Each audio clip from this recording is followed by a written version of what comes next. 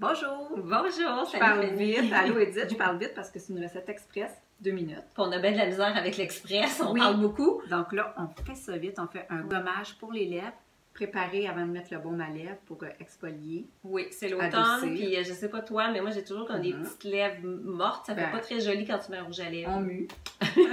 Comme un C'est ça, serpent. un petit pot que tombe. Puis là, on dit recette, mais c'est un gros mot, là, parce qu'il n'y a pas vraiment de proportion. Non. Fait que ça prend quoi pour faire un gommage pour les lèvres? Premièrement, on peut le manger, c'est ça qui est intéressant. Fait qu'il y a trois ingrédients. Il y a du miel, il y a une huile. Nous, on a choisi coco, mais ça pourrait être une huile d'olive, ça pourrait être n'importe quelle huile. N'importe quoi qu'on a à la maison. N'importe quoi qui est comestible. Okay. Du miel, de l'huile, on a ça chez nous. Puis du sucre, ça aussi on en a. OK. Puis dépendamment de la texture que tu aimerais, est-ce que tu aimerais un sucre plus mou, il y a la cassonade, un petit peu plus abrasif, puis tu peux faire un mélange, le sucre blanc. OK.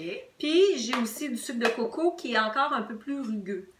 Fait que dépendamment de ce qu'on aime, on peut mélanger les trois, on peut en mettre juste un.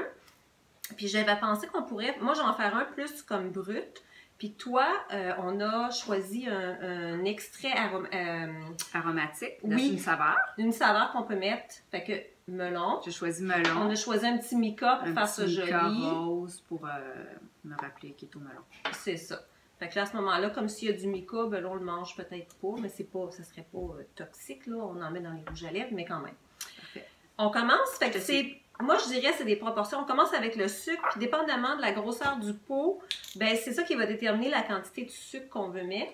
Puis après, on ajoute l'huile et le miel, puis on travaille jusqu'à temps d'avoir une texture qui est un peu collante, puis qui va bien se prendre pour gommer. Pas de conservateur? Rien, il n'y a pas d'eau.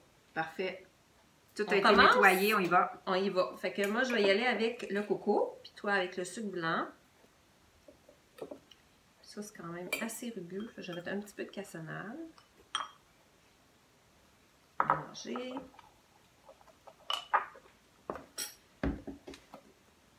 T'en as assez là-dedans pour remplir ton petit pot? Peut-être pas. Hein? Toi, tu as fait tout un mélange. Tout ça. Donc, moi, j'ai le sucre blanc parce que j'ai choisi de mettre une couleur. Là, Oui. Donc, si on veut mettre un mica, si tu veux que la couleur sorte, moi, la couleur, le rose va pas sortir dans le bas. Ben, c'est ça. Okay. Je vais juste te redonner la cuillère. Je me suis pris un petit peu d'huile. Donc, puis, à peu près une cuillerée à thé que tu as mis. Même à peu près. C'est mieux d'en mettre moins. D'en rajouter. Okay. Oui, parce que sinon, ben là, il faut rajouter du sucre. Mais tu ne peux pas vraiment te faire d'erreur. Si tu as mis trop d'huile, c'est trop collant, ben là, tu rajoutes un peu de sucre. Tu sais, fait que tu vas juste en avoir un petit peu. Tu vas juste en rajouter à chaque fois, puis au pire, tu le mets là-dedans.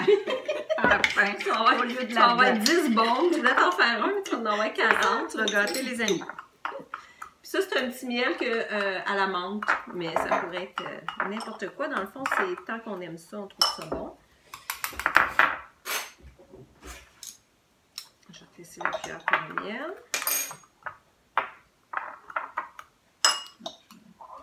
Fait qu'on peut pas dire que c'est compliqué. Puis le miel, je t'ai mis quoi là, à peu près? À peu près ça, ouais. Tu vois, moi, il commence là, à avoir une texture là, à prendre. Intéressant. Ouais. Là, c'est sûr qu'on est au Québec. Il fait froid dans ce temps-ci. Oui. Fait que l'huile de coco est figée. Oui. Elle est vraiment figée. Mais en été, elle va être très... En été, ça serait... c'est vraiment une huile. C'est pour ça qu'il y en a des gens qui me disent « T'as-tu du beurre de coco? » Moi, je veux du beurre de coco. Mais parce qu'ils pensent que ça, c'est du beurre, puis qu'il y a de l'huile. Il y a l'huile, puis il y a le beurre. C'est la même chose. C'est beurre en hiver, puis huile en été. C'est ça. Chez nous, il est pas mal beurre à l'année. Des fois, dans la même journée, hein? Oui, l'été, il peut changer. Oui.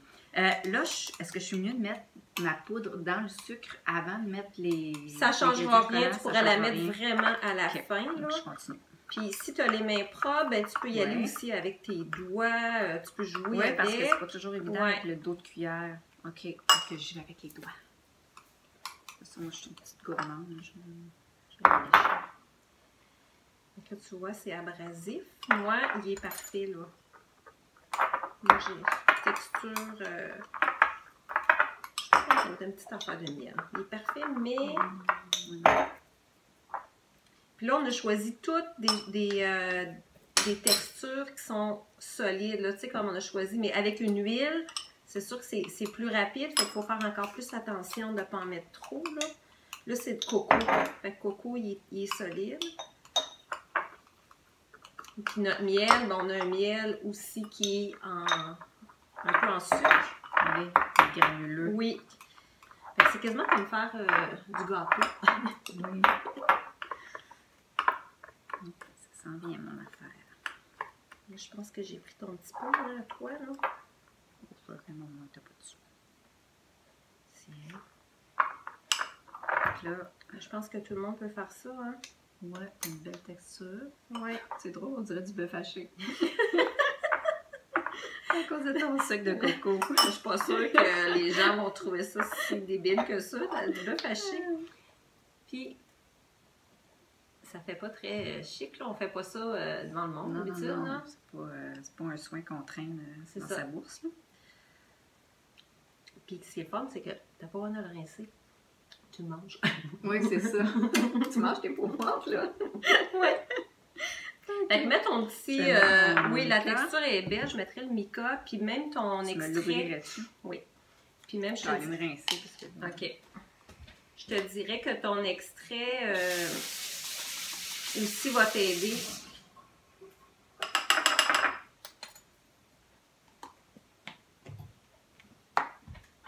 On va y aller goutte à goutte. Oui.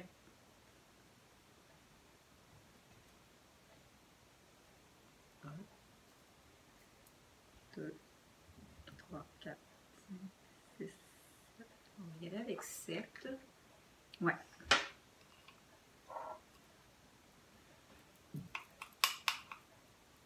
C'est pas long que le petit rose ressort. Oui, et puis en cadeau, ça peut être super mignon. Oui, d'offrir des couleurs. Ouais. Ça fait ado un peu, je trouve. Puis là, c'est certain qu'avec le mica, on va pas le manger. Mais si jamais vous le donnez à des enfants, ils seront pas capables de pas le manger. Non. Fait que là, je mettrais de la coloration alimentaire. Parce qu'encore là, c'est décrié, hein, ça aussi. Oui, il y a des pays, mais il y en a de la coloration alimentaire qui est naturelle. Oui, ouais, c'est ça. Il n'y a pas les numéros rouges. Le fameux rouge, ouais, c'est ça.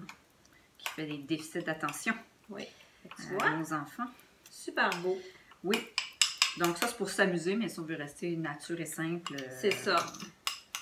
Fait qu'on en fait pas. Là, la texture est bonne. Elle est bonne. On n'en fait pas des grosses quantités. Là, t'en as vraiment beaucoup, mais t'en donnerais. Tu en aurais assez peut-être pour faire 2 pots, 2-3 pots. Puis c'est joli avec le petit rose. Magnifique. Ouais. Donc ça fait ça. Ben oui, je le teste moi aussi. Ça déborde. C'est ça. Ça, normalement, on fait ça tout seul dans le bain. Exactement. Puis là, nous autres, on fait ça devant en caméra. Bon, mais vous voyez comment c'est pas compliqué. Puis on va arrêter ça là parce qu'on avait dit qu'on faisait ça court. En presque 2 minutes. Ben. Bon, je sais pas à quoi qu'on est rendu, mais c'est ça. Donc, merci d'avoir écouté cette vidéo. Puis testez-la vraiment, pas compliqué. Ah, super facile à faire. Oui. Oui, privez-vous pas. Bye! Au revoir!